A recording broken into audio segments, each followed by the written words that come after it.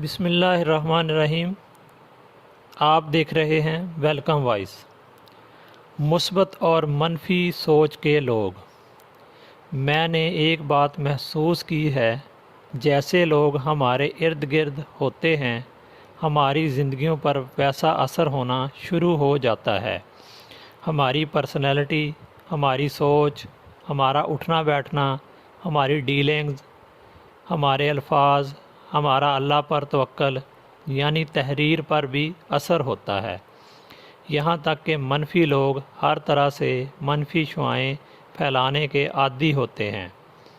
शायद उन्हें ख़ुद भी मालूम नहीं होता, वो अपने साथ साथ दूसरों में भी मायूसी का जहर इंजेक्ट कर रहे होते हैं। अगर तो आप इतने मुस्बत हैं कि इन्हें बदल सकें,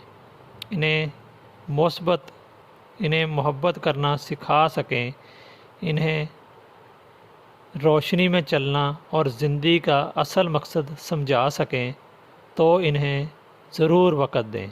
लेकिन अगर आप ख़ुद कमज़ोर हैं और ऐसे लोगों का असर कबूल कर लेते हैं, दबाव में आ जाते हैं, तो ख़ुद पर मेहरबानी कर लें, ज़रा फ़ासला रख लें, इनके लिए दुआ कर दें और सलाम कहकर गुज़र जाएं।